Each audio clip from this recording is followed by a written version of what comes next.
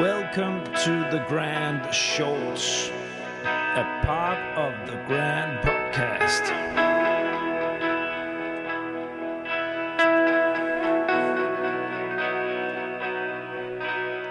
The Grand.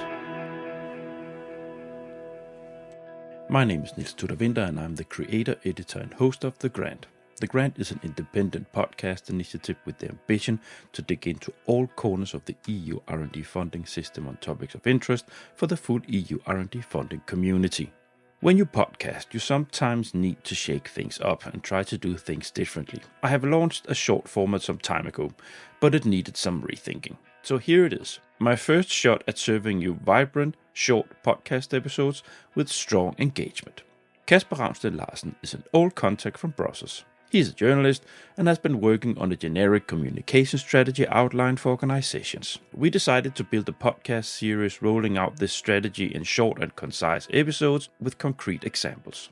With this, I also want to get closer to you, dear listener. We want to get your feedback and for you to share your experience and insights on the topics we discuss, because it adds depth and reflection to the benefit for all. So what will I do? Maybe you noticed my LinkedIn post with a mug. You can win that mug. The next 5 months, we will release episodes in this series. And every month, we choose the best comment or question posted on LinkedIn to win an exclusive The Grand mug. You can't buy this mug. You can only win it.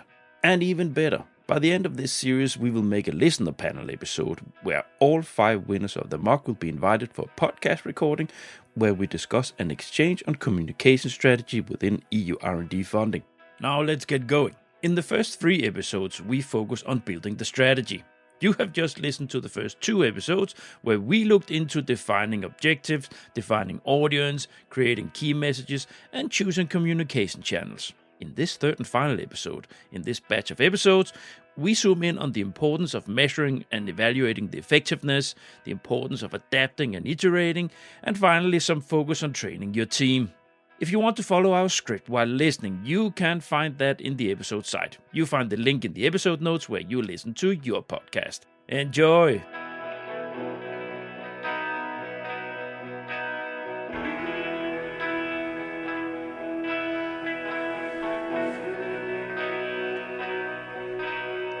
The Grand. Welcome to The Grand, the EU funding podcast. And we are in the middle of a 3-episode recording here, 3 short episodes. We're starting out this communication strategy series in the short format. And I have Casper with me still. Yeah. We're going to have many recordings. It's going to be great. Yeah.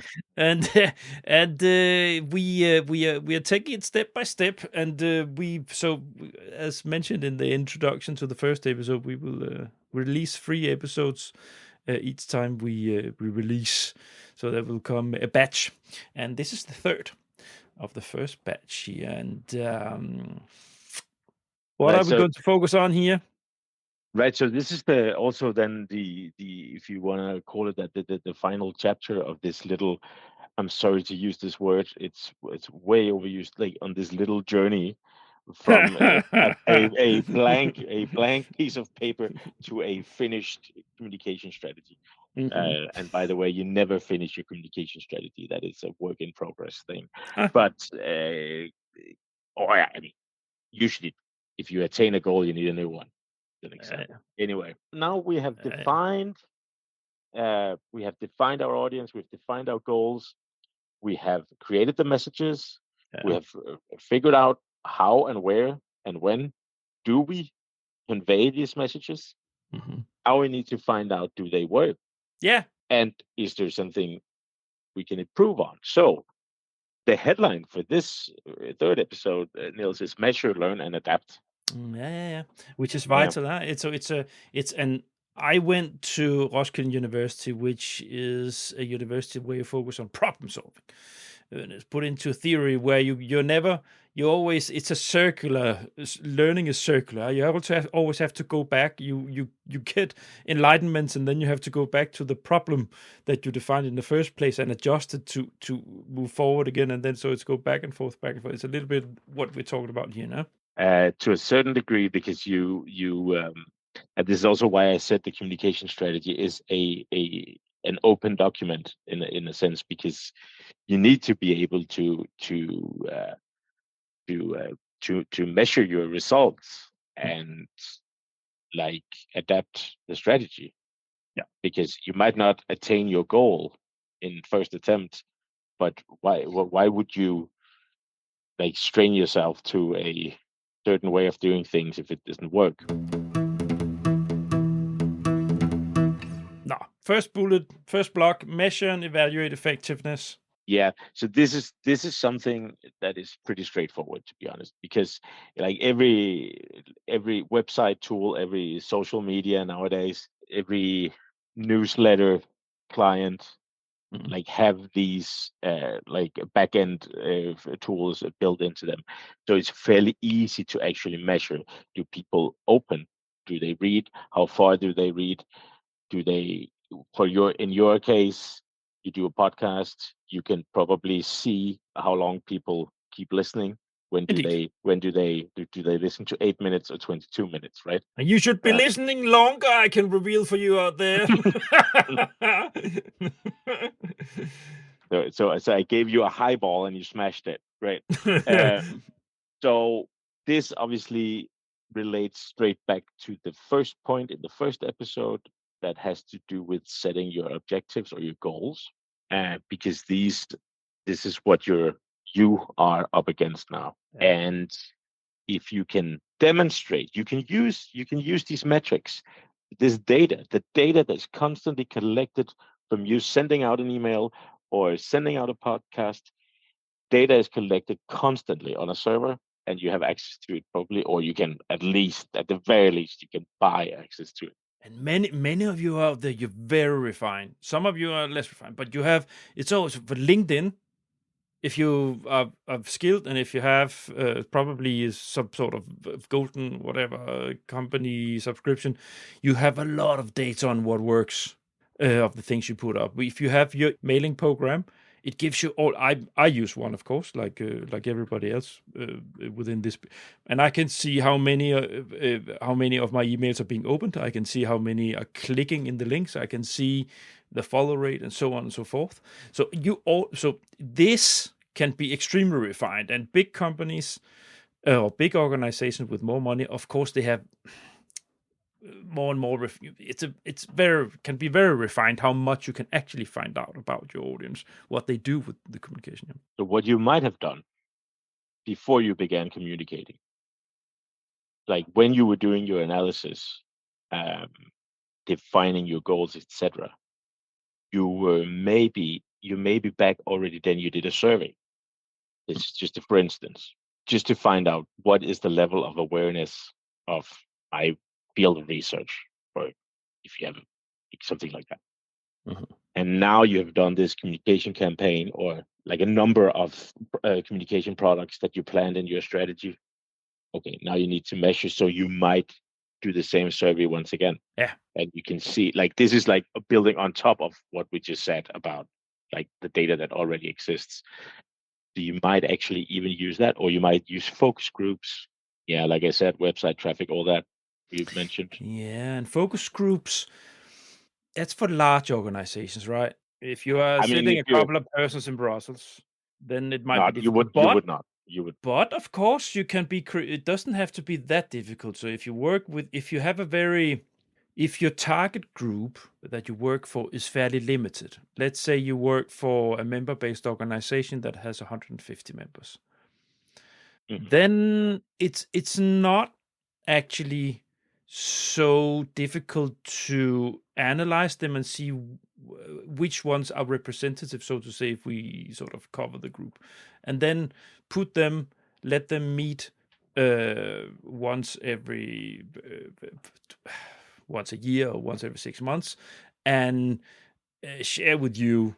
If it could be in connection with your general assembly or something like this, where you just take them out for 30 minutes in a group and say, look, maybe send beforehand, we need to evaluate our communication. You can play a little bit with it, I guess. No, exactly. And this also helps you somehow evaluate your defined target audience. Because remember, in the first episode, we talked about defining this average persona that you're communicating to. Yeah. Say you put 7 of that persona in a room and ask them. Yeah, you don't find 7 people who are exactly the same, but within a margin, right? Anyway, this is also, I mean, obviously you're right. This is like focus groups as such are not. This is me mentioning different tools. That's because you're from the media, so you refer of there's a political, like how political parties, for instance, they're using focus groups. But if you translate it, this is a matter of translating into this field, right? So say, look, it's a matter of understanding and getting feedback of what you do. Do you actually reach them? Do they give a rat's ass about what you send out in your newsletter? Do they, if you make some sort of communication activities, it can be events or many ideas. If you make a podcast, whatever, if you make videos or informative videos, whatever, does it work? Do we make a difference? You want to know that because you want to understand if you're wasting your time. Or if you're actually hitting the nail on its head. Yeah, and then there's the second level, which is the more practical one. That because a lot of people are jobs are also like a lot of people have KPIs in their jobs, and if one of your KPIs has to do with communication and it is relates directly to one of the like objectives or goals you set out in the beginning, and obviously this is a way to go and show your superior, hey, I did this. Any more golden coins back there? We also, I remember this is also something that we did in the episode we recorded together. We helped we helped our listeners to get in better, get a higher ranking internally organization. Did we actually help? Did we do a focus group on this yet? No, we didn't. But I can tell you how many listeners we had. No, but anyway, this is just to say that this obviously helps you with your if you fulfill the goals, then or you can demonstrate, hey, this doesn't work. We need to go a different way. Next bullet: adapt and iterate. Right. So this is, I mean, you touched upon a circular process before. This is when you obviously act on what you've learned in your data or your evaluation. And I think the key message here is flexibility. And there's a well-known mantra in communications and journalism that is called "kill your darlings." Yeah, you might have walked around with this idea in your head for a long, long time. This is the way to go. This is the way to write this sentence. This is the way to, and we are all like human beings are proud. This is where you kill your pride. This is where you kill your pride. Because if it doesn't work, it doesn't work. So that's part of the flexibility to kill your darlings if it doesn't work, and to start evaluating all the previous points that you wrote in your strategy. How do we like turn the knobs a little bit here and there? Is there something in the message? There's something that doesn't completely resonate out there. We somehow twist it to focus more on this or this side of it or something. I can share as much as with what I'm doing here. As I mentioned, I've been following a guy who's been doing podcasting since the early days, like the beginning of the zero. So he knows a lot about how to build up successful things. Now, so I started out, but continuously, Casper, I had to my visuals, the graphics I used, how to make these banners. If you're a regular, you will know how my marketing runs on LinkedIn, right? I have a banner that I use when I promote. It very clear colors, very distinct. That was clear for me in the beginning. I need to choose a very clear graphical image that you always recognize. That's the brand. Yeah. So I stick to the same font, I stick to the same colors, I stick to everything. But how I arrange things on that banner with photos or how I do it, it's been shifting a lot. People might not remember if you're following it looks like it's totally the same every single week, but it actually over the last 2.5 years, I've been changing it a lot because exactly this. No, wait, that doesn't work. That doesn't work. You're not keeping back and forth to make the clearest, because that's my strategy. I need to be as clear in my visual communication as possible. When you scroll through LinkedIn, that's the grant. Not everything, it has to be so clear. That's the grant. Here's a new episode. What's that? No, yeah. But if less people started eating at McDonald's or drinking Coca-Cola, this is just to take ridiculously extreme examples, they would be very fast to react to it if they saw a clear pattern. Okay, is there something with the product? Do people actually now know that it's a pretty fucking bad idea to drink all that sugar? Maybe we need to somehow at least change our marketing strategy, because we need to get away from the image of like sugar on a can, right? Is there a competitor that is a better tasting burger for the same price? Yeah. So here, if we want to relate it to many of you people out there, so here, if it's a project communication strategy, of course you outline that in your proposal, and you have agreed the communication lead how to throw out things, but that doesn't mean you cannot change, because everybody knows within this world that it's pretty flexible. It's a lot of elastic in how you write things, right? So your project, don't sleep on your laurels, even though it's something, you got money for this. Don't sleep on them. Do something do get the right outreach. Exactly the same, because the commission wants to see outreach. If you sit in Brussels in the ecosystem, if you sit in an innovation cluster in Czech Republic or in Greece, and you need to reach an audience with this, and you see that your message doesn't work, or you don't reach people, there's no reaction to what you tried, there's no one coming back to you. You will know if they come back. So then you need to do something. You need to think, how can I, and again, as Casper just said, then you need to go back to, what is my target group? Maybe you need to talk to more people. Have I missed the target of the pain? They're not interested in what, so I need to adjust what will actually make them, I got it wrong.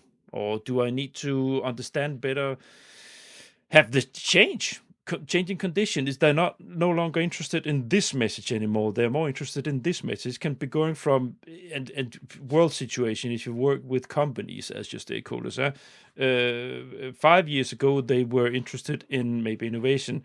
Now, 2 years ago, suddenly they were interested in how to do things efficient because of war in Ukraine. So suddenly energy was an issue to actually make production. Sometimes it shifts on to a lack of labor. So you need. And it's like, now I'm just giving an example. The point is, the world never stays the same. Also with your target group, what they are interested in, the pains to make your message relevant for them. You need to follow that lead. No, exactly. It's you, like in the beginning you defined your target audience, like you said, what are their pains, what grinds their gear, what moves their world. Now you need to redefine it. Yeah. Because that might have changed. Yeah, indeed.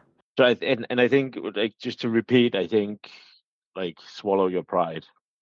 Yeah, but it's horrible. It's horrible. Yeah. It is for everybody.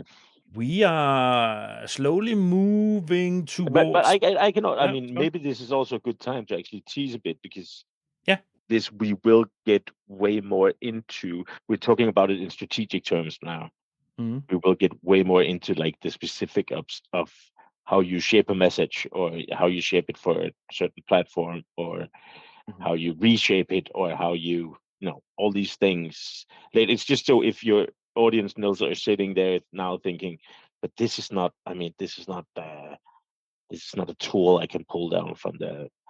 These are just like general points about the community. Yeah, what they are, and we will come back to getting more specific later, because there are things you can do specifically to talk in a language the commission speaks, or a local population somewhere. Anyway, that was just. I will in the end, in my exit, I always have an exit speak here. I'm going to tease a little bit what's coming up in the next round of short communication. Right. Yeah. Anyway, Cliffhangers.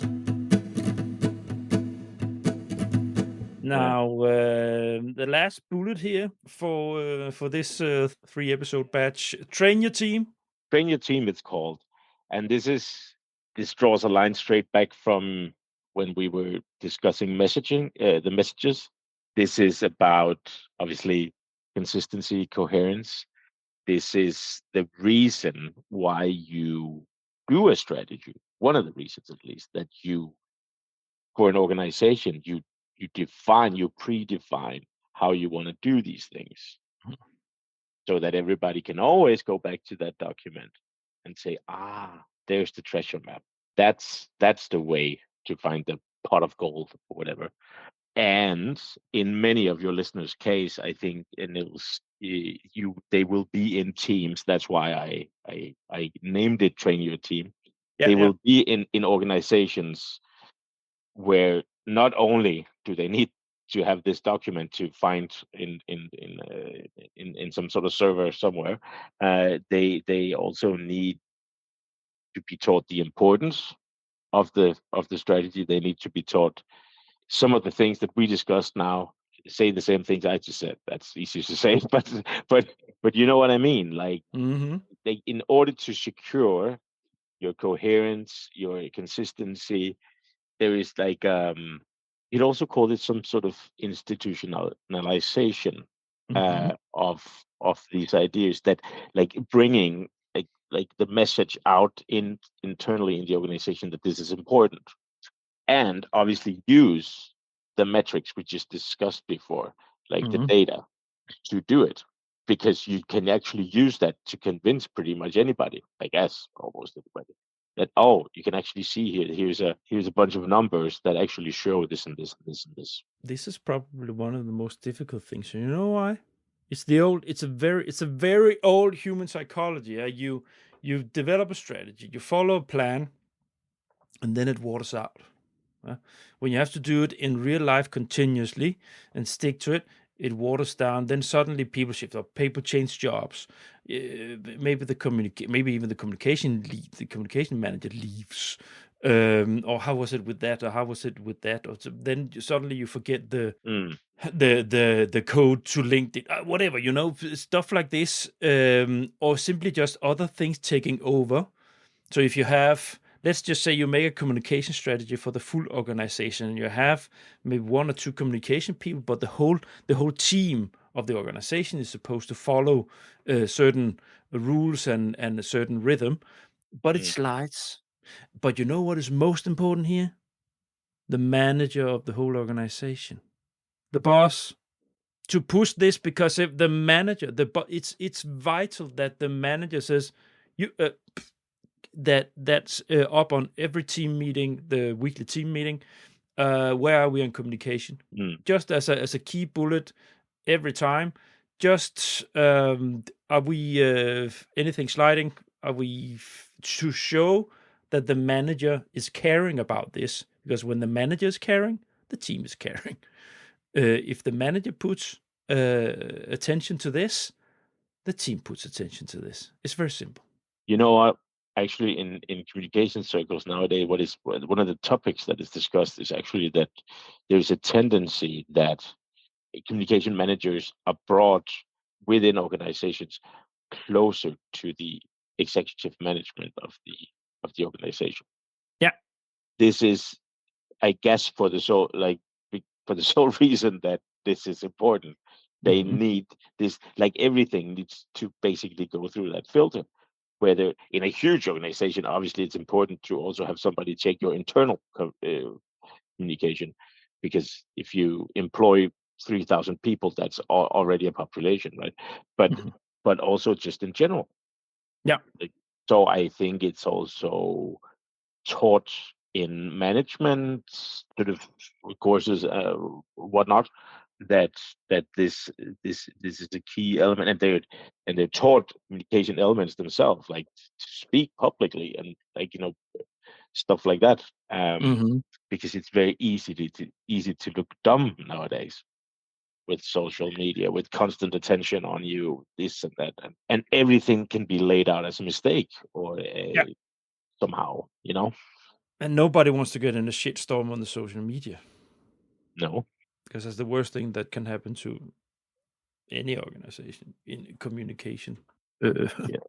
In Or communication. I mean, in another example, to not get the funding or the backing that you need in order to do a certain project or whatever. Because if the politicians, okay, now we're back in the first episode again, they don't understand the reason why you're doing what you're doing. If they're not armed with an argument, then they might not look your way. Yeah. And if you want to translate it into, let's say, for instance, if you are working with R&D advocacy, right? If you are working towards the work programs and stuff like this, then you need to. That's like PA work. Yeah, that's doing. Yeah, it is your communication strategy related to how do we shape the message of the organization up that will make sure that we get it clear through the lobby towards work programs. And we all need to be aware of that in the team. The full organization.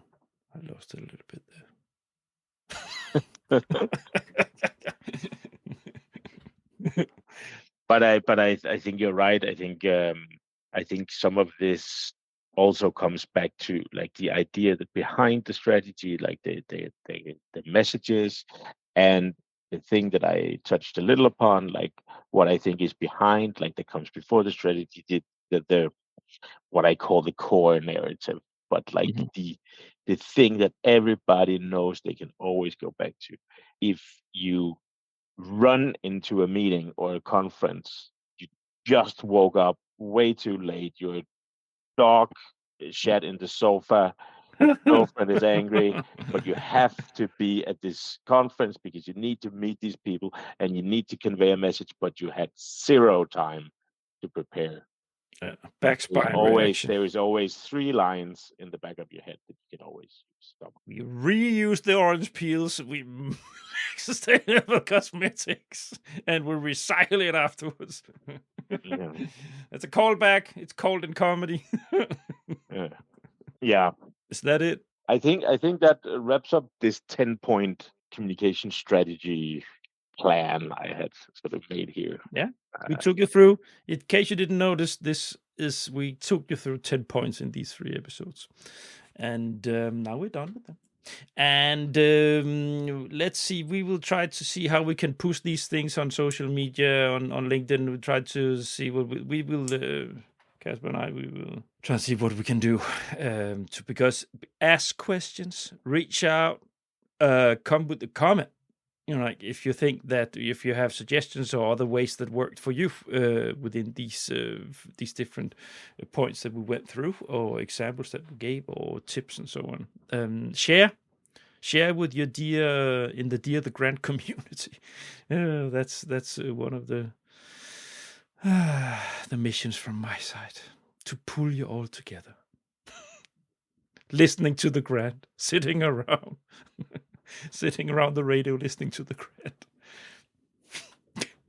And do reach out. I do from time to time help organization as sort of a secondary occupation now and then. Yeah. Somebody else. So I mean, don't hesitate to reach out, and let's see what. Indeed, all my guests, they can shamefully self-promote themselves, and as you can hear, Casper, he knows what he's talking about. So, anyways, feel free to reach out to get a lead or whatever, get a quote for something you want to do in communication within this. No, is that it? I think that's it. But I guess we'll be back. Yeah. Look forward to that. So, in the episode outro notes, I'm gonna teach you a little bit what we're going to talk about next time. So, Casper, let's say goodbye to the dear listeners. Bye. Bye. Thanks for listening to this episode of The Grant. Want to win the mug? Well, find this post on my personal LinkedIn profile or the Grant LinkedIn site. Share your thoughts, throw a question, or give us feedback. All the Grant episodes have their own site on the Grant website. You'll find the link in the episode site where you listen to your podcast. On the site for this episode, you will find a link to Casper's personal LinkedIn site and his communication company. Further, there will be a link to the communication series main page. Finally, you will find the script that we have used, so you can follow the examples and the structure of this strategy. That's all for this round of the Grant Shorts. On January the 13th, we will be releasing the next 3 short episodes with focus on how to sell your message to the press and media. Very, very interesting. It has all been recorded already, and you can indeed look forward to that, I can tell you. So, see you next week when I will again be back with my long format. Bye!